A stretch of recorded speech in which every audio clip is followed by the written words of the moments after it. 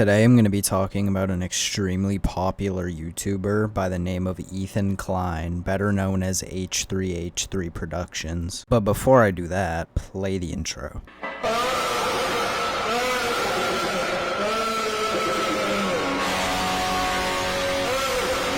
Ethan is a 40-year-old man from California who started his YouTube career 12 years ago in 2013, and today he has a massive 5.5 million subscribers. And you know what else is massive?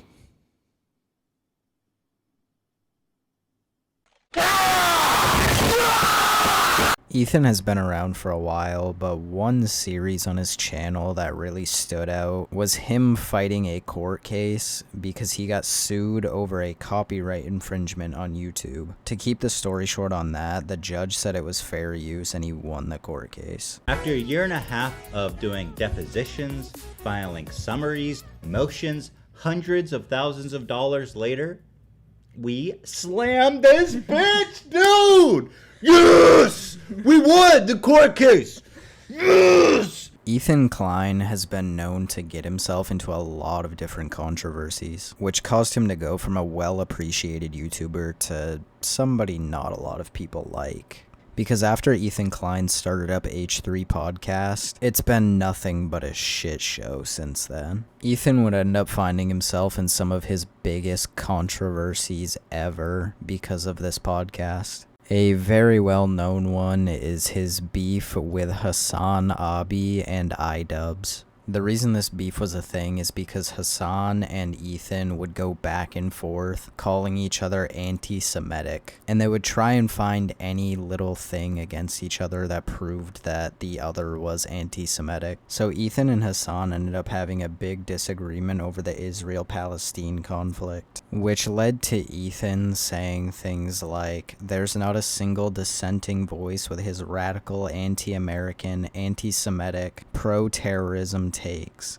This is fringe, psychotic shit. And I fucking despise how Hasan keeps telling me what I need to do is go talk to other Jewish people that are on his approved list of Jews." Ethan also accused Hasan of dismissing the experiences of Jewish people and trivializing the suffering of our victims in the conflict. The reason Ethan Klein got so upset over this is because his wife is Israeli and he used to live in Israel. So his stance on the Israel-Palestine conflict is a little different than other people's since he used to live in Israel. And Ethan feels like people are using this conflict as an excuse to be openly anti-Semitic. Ethan himself has apparently donated in support of Palestine before, but he's done some pretty terrible shit outside of that. Ethan was right about Hasan though, because he does say some pretty insane shit too. Some of those things could definitely be considered anti-Semitic.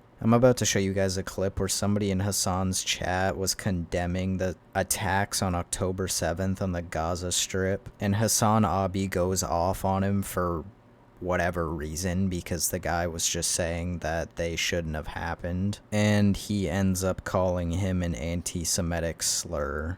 Are you fucking stupid? Do you think the Israeli state was just like peacefully coexisting, and then these guys came in with fucking gliders out of nowhere? Don't say fuck off, dude. They didn't deserve it, you fucking idiot. My goal is solutions. Your goal is the continuation of violence. You want way more than 260 people dying. You want every single Palestinian to be fucking executed ruthlessly in the streets so that you can build another fucking theme park in Gaza. You fucking baying pig. You fucking bloodthirsty, violent pig dog. Suck my dick.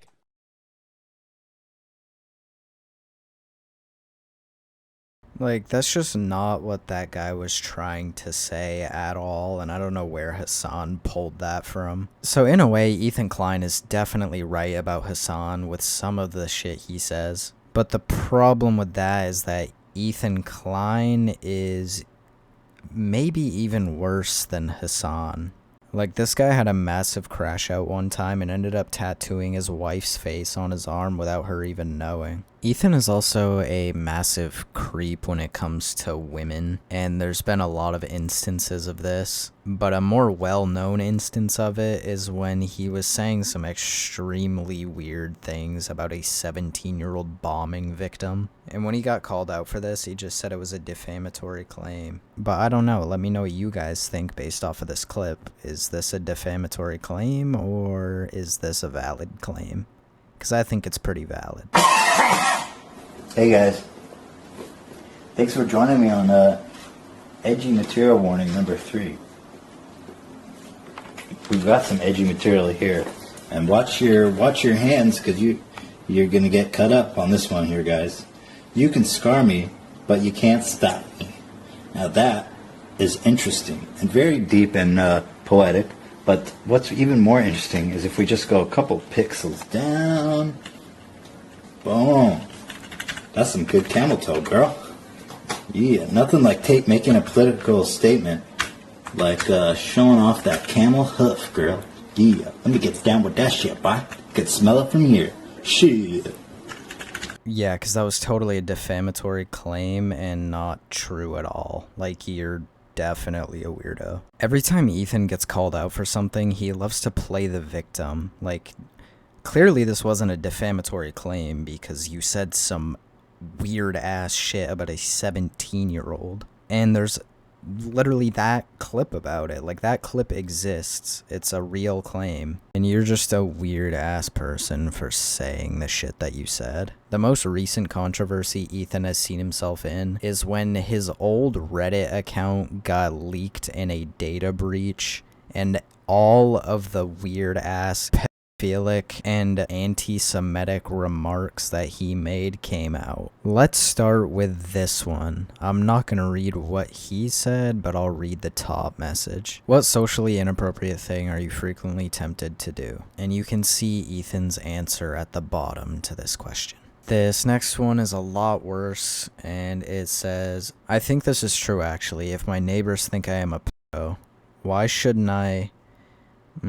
They're children. It's not that I am a pedo, but I think it's wrong to judge people, so what's the difference? Some people might see this as, like, dark, twisted humor, but this isn't something to joke about, bro. I'm gonna read one more of the pedophilic comments that he's made and then move on to the anti-Semitic ones. This one says, what did you wish you knew at 25? What advice can you give to people in their mid-20s? And Ethan responds with, when you become an uncle, avoid the sexual tension that is inevitable between you and your nephew. It will be very exciting and enticing, but in the end, the stress that will result from this relationship will not be worth it. It is always best to get involved with children outside the family, with friends, coworkers, etc.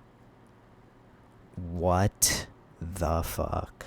This shit is just not jokes at all. But this next one that I'm going to show you guys is the anti-Semitic comment that he made, which is pretty ridiculous in my opinion. In this one, he says, this is accurate. And just look at the picture on the right. Like, this is just straight up Zionism. This next screenshot is some of the dumbest shit I've ever seen typed onto any platform at all. So here he's replying to somebody who's saying Israel is discriminating against Palestinians living in the occupied territories by depriving them of water, electricity, and roads. In his comment, he says, there are reasons for what the Israelis do that are more complex than what you may see as genocide or hate.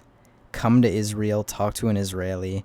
You have no first-hand experience and no knowledge. Talking points.